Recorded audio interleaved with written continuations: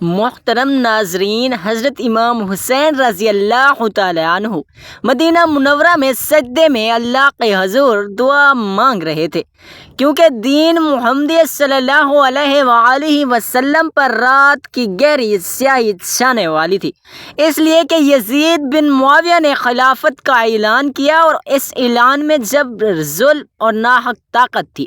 یزید کا کردار شراب، گانے، ناچ، ظلم اور فاسق و فجور سے بھرا ہوا تھا، اور حضرت امام حسین رضی اللہ تعالی عنہ نے بیعت سے انکار کیا، کیونکہ ان کے نانا حضور اقدس صلی اللہ علیہ وآلہ وسلم کا دین اسی فسق و فجور شخص کے سپرد نہیں کیا جا سکتا۔ مدینہ کے بعد حضرت امام حسین رضی اللہ تعالی عنہ مکہ مکرمہ تشریف لے گئے، جہاں انہیں کوفہ سے ہزاروں خطوط موصول ہوئے تھے، جس میں لکھا تھا کہ آپ ہمارے خلیفہ ہیں، ہم آپ کے وفادار ہیں، آپ تشریف لائیں، ہم آپ کی بیعت کریں گے۔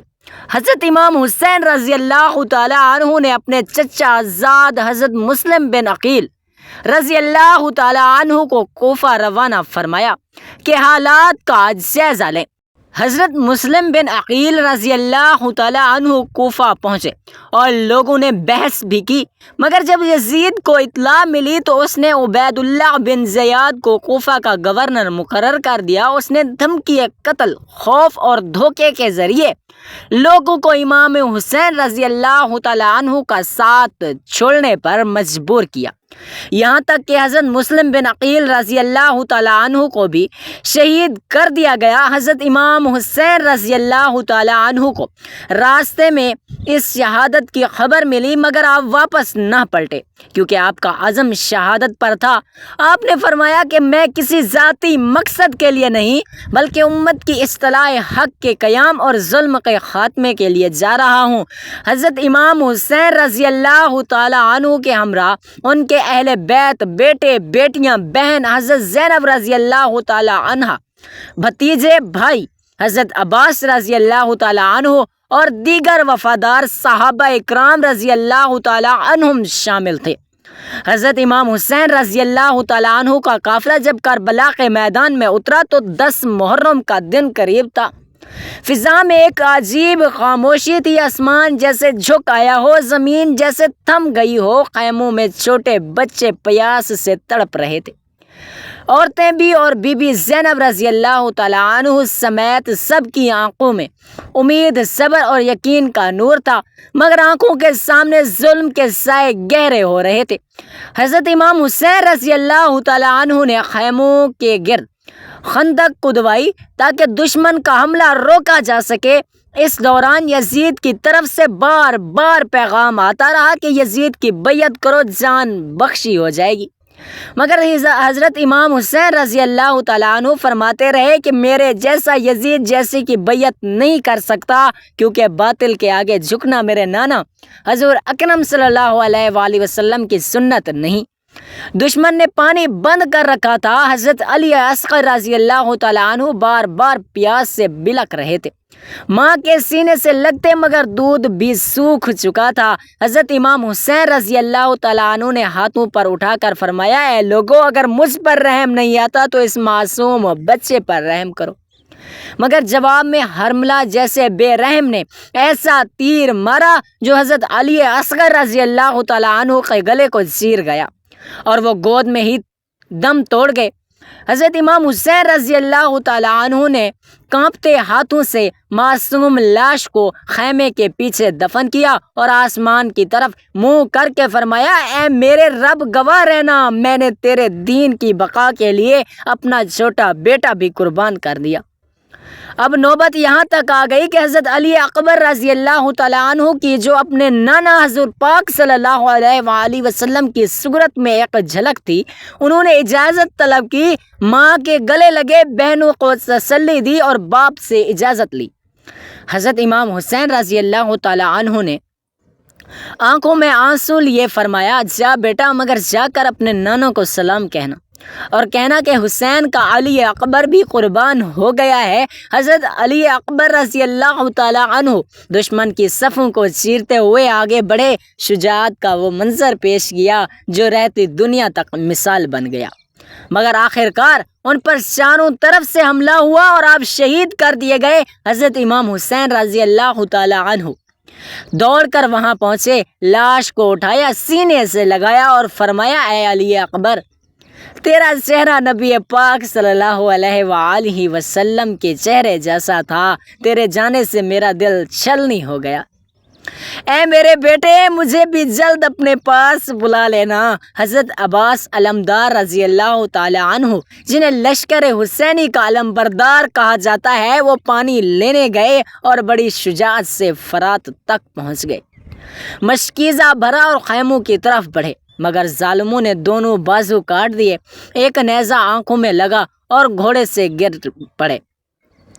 حضرت امام حسین رضی اللہ تعالیٰ عنہ دوڑ کر بھائی کے قریب پہنچے، دیکھا تو بازو کٹے ہوئے تھے، جسم لہو لہان، آنکھوں سے خون بہہ رہا ہے۔ فرمایا اے میرے وفادار بھائی حضرت عباس رضی اللہ تعالیٰ عنہ، تیرے بغیر میرا دل ٹوٹ گیا ہے، تو میرا سہارا تھا، تیرے بعد اب میری کمر ٹوٹ گئی ہے، اب حسینی خیمہ بحران ہو چکا ہے، اب کربلا کے میدان میں صرف حضرت امام حسین رضی اللہ تعالیٰ عنہ رہ گئے تھے۔ خیموں کی طرف جاتے ہیں تو معصوم سعادات کی نظریں ان کے چہرے پر ٹکی ہوتی، بیبیوں کی سسکیاں فضا میں گونجتی ہیں۔ حضرت زینب رضی اللہ تعالیٰ عنہ کبھی اپنے بھتیجوں کے لباس سنبھالتی، کبھی اپنے بھائی کے زخموں پر مرہم رکھتی، مگر ہر قدم پر صبر کا پہاڑ بنی کھڑی ہوتی تھی۔ امام حسین رضی اللہ تعالیٰ عنہ خیمے میں داخل ہوئے تو ایک ایک بچے کو پیار کیا، پاک بیویوں کو تسلی دی اور فرمایا صبر کرنا، یہ دین کی بقا کا سفر ہے، اللہ تعالیٰ تمہارے صبر کو امت کے لیے چراغ بنا دے گا۔ حضرت زین العابدین رضی اللہ تعالیٰ عنہ کو دیکھا جو بیمار تھے، ان کے سر پر ہاتھ رکھا اور بی بی زینب رضی اللہ تعالیٰ عنہ کو ان کی حفاظت سونپی۔ نبی کریم صلی اللہ علیہ وآلہ وسلم کے پیغام کو یاد کرتے ہوئے میدان کی طرف نکلے کہ اے حسین، تو شہید کیا جائے گا، تیرا خون امت کی بیداری بنے گا۔ حضرت امام حسین رضی اللہ تعالی عنہ نے اپنا آخری خطبہ دیا، فرمایا کہ لوگو، اگر تم میرے نانا کو مانتے ہو، اگر تم قرآن مجید کو مانتے ہو، اگر تم اللہ سے ڈرتے ہو تو بتاؤ میں کس جرم میں قتل کیا جا رہا ہوں۔ مگر لشکر یزید پر دنیا کی ہوس غالب آ چکی تھی، تلواریں اٹھ چکی تھیں، نیزے تان لیے گئے تھے۔ حضرت امام حسین رضی اللہ تعالیٰ عنہ نے تنہا ان پر حملہ کیا اور نامور سپاہی جہنم واصل کیے۔ دشمن حیران تھا کہ تنہا یہ مرد حق کس وقت سے لڑ رہا ہے، مگر آخر وہ لمحہ آ گیا جب چاروں طرف سے حملہ کیا گیا۔ ایک ظالم نے پشت پر وار کیا، دوسرا نیزہ سینے میں اتارا گیا، تیسرا آپ گھوڑے سے زمین پر آ گئے۔ حضرت امام حسین رضی اللہ تعالی عنہ نے سجدے میں سر رکھا اور فرمایا اے اللہ، میں تیرا بندہ ہوں اور تیرے رسول صلی اللہ علیہ وآلہ وسلم کا نواسا ہوں، تیرے لیے اپنی جان قربان کرتا ہوں۔ تلوار چلانے والے شمر جیسے ظالم نے ان کا سر تن سے جدا کر دیا۔ اللہ اکبر، آسمان سے آ ہو گیا، زمین لرز اٹھی، خیموں میں کوہرام مچ گیا۔ حضرت زینب رضی اللہ تعالی عنہا دوڑ کر لاش کی طرف آئیں اور فرمایا اے میرے ماں جائے بھائی، اے رسول اللہ صلی اللہ علیہ وآلہ وسلم کے لختے جگر، اے زہرا کے جگر کے ٹوٹے، تو ہمیں چھوڑ کر چلا گیا۔ بیبیوں کو قیدی بنا لیا گیا۔ حضرت امام زین العابدین رضی اللہ تعالیٰ عنہ کو ہتھ کڑی پہنا کر بے دردی سے باندھ دیا گیا۔ کوفہ اور شام کے بازاروں میں آل رسول صلی اللہ علیہ وآلہ وسلم کو رسوا کیا گیا، مگر بی بی زینب رضی اللہ تعالیٰ عنہ ہر جگہ خطبہ دیتی رہیں اور ظالموں کے چہرے بے نقاب کرتی رہیں۔ قافلہ اہل بیت جو ابھی کل تک مدینہ میں رسول اللہ صلی اللہ علیہ وآلہ وسلم کی خوشبو میں بسا ہوا تھا، آج کربلا کے صدموں کے بعد قید کی زنجیروں میں جکڑا ہوا کوفہ کی گلیوں میں داخل ہوا۔ بیبیوں کے سروں سے چادریں چھین لی گئیں، ننگے سر بی بی زینب رضی اللہ تعالی عنہا صبر و عظمت کی علامت بن کر آگے بڑھ رہی تھیں۔ حضرت امام زین العابدین رضی اللہ تعالی عنہ، جن کی حالت بیماری سے نڈھال تھی، ہتھ کڑیوں اور بیڑیوں کے ساتھ چل رہے تھے۔ اہل کوفہ جنہوں نے یزید کے ظلم میں خاموشی اختیار کی تھی، آج جب قافلہ اہل بیت ان کی گلیوں سے گزرا تو ان کی نظریں شرم سے جھک گئیں۔ حضرت بی بی زینب رضی اللہ تعالی عنہا نے وہ تاریخی خطبہ دیا جس نے کوفہ کو جھنجھوڑ کر رکھ دیا۔ فرمایا کہ اے اہل کوفہ، تم نے ہمیں بلایا مگر جب ہم آئے تو ہمیں شہید کیا گیا، تمہاری تلواریں ہمارے خون سے بھیگ گئیں، تم نے رسول اللہ صلی اللہ علیہ وآلہ وسلم کے نواسے کو سجدے کی حالت میں قتل کر دیا اور اب تم گریہ کر رہے ہو، تمہارے آنسو ہمیں دھوکہ نہیں دے سکتے۔ یہ وہی زینب تھی جس نے مدینہ کی گود میں آنکھ کھولی تھی، جو فاطمہ الزہرا رضی اللہ تعالی عنہا کی تربیت یافتہ تھی، جو حضرت علی المرتضیٰ رضی اللہ تعالی عنہ کی بیٹی تھی، جس کا ہر قدم قرآن و سنت پر تھا۔ کوفہ سے قافلہ آگے بڑھا اور شام کی طرف روانہ ہو گیا۔ یزید کے دربار میں پہنچا، وہاں بھی بی بی زینب رضی اللہ تعالی عنہا نے وہ ایمان افروز خطبہ دیا جو قیامت تک ظالموں کو آئینہ دکھاتا رہا۔ فرمایا کہ اے یزید، تو سمجھتا ہے کہ تو جیت گیا، تو نے ہمیں قتل کیا، ہمیں قید کیا، مگر یاد رکھ ہم نے اپنے خون سے اسلام کو زندہ کر دیا۔ تو ہماری لاشوں پر خوش ہو مگر ہم نے اپنے نانا صلی اللہ علیہ وآلہ وسلم کی امت کو بیدار کر دیا۔ ہمارے قتل سے تو سمجھتا ہے کہ دین مٹ گیا؟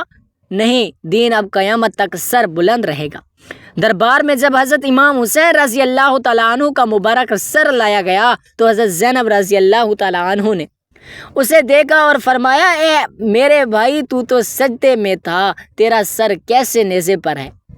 اے نانا حضور صلی اللہ علیہ وآلہ وسلم، دیکھ لیجئے آپ کے نواسے کے ساتھ کیا ہوا۔ اے اماں فاطمہ رضی اللہ تعالیٰ عنہا، دیکھ لیجئے آپ کے جگر کے ٹوٹے کے ساتھ کیسا سلوک کیا گیا۔ جب یزید کے دربار میں حضرت امام حسین رضی اللہ تعالیٰ عنہ کا سر انور لایا گیا تو دربار کی فضا ساکت ہو گئی۔ حضرت امام زین العابدین رضی اللہ تعالیٰ عنہ زنجیروں میں جکڑے ہوئے کھڑے تھے اور ان کی نگاہیں مسلسل اس مبارک سر کی طرف تھیں جو کبھی رسول اللہ صلی اللہ علیہ وآلہ وسلم کی گود میں کھیلتا تھا۔ حضرت بی بی زینب رضی اللہ تعالی عنہا نے سناٹا چیرتے ہوئے فرمایا، اے یزید، کیا تو سمجھتا ہے کہ تو نے ہمیں قید کر کے رسوا کیا؟ نہیں، خدا کی قسم، ہمیں قید کر کے تو نے اپنی ذلت کو لکھوا دیا ہے۔ ہم اہل بیت ہیں، ہم وہ ہیں جن پر قرآن نازل ہوا، جن کے دروازے پر آ کر جبرائیل امین علیہ السلام سلام کرتے تھے۔ آج اگر ہم زنجیروں میں ہیں تو کل قیامت کے دن یہی زنجیریں تیرے گلے کا توق بن جائیں گی۔ یزید شرمندہ تھا مگر اس کا غرور اسے سیدھی راہ پر لانے سے روکے ہوئے تھا۔ کچھ روایتوں میں آتا ہے کہ جب بی بی زینب رضی اللہ تعالی عنہا نے وہ تاریخی خطبہ ختم کیا تو دربار میں لرزہ طاری ہو گئی، کئی لوگ رونے لگے اور کچھ یزید کے خلاف بولنے لگے۔ تب یزید نے اہل بیت کو آزاد کرنے کا حکم دیا اور کہا کہ واپس جانا چاہیں تو جا سکتے ہیں، مگر بی بی زینب رضی اللہ تعالی عنہا نے فرمایا، ہم واپس ضرور جائیں گے مگر پہلے کربلا جائیں گے، اپنے شہیدوں کی قبروں پر سلام کریں گے، اپنے بھائی کو الوداع کہیں گے۔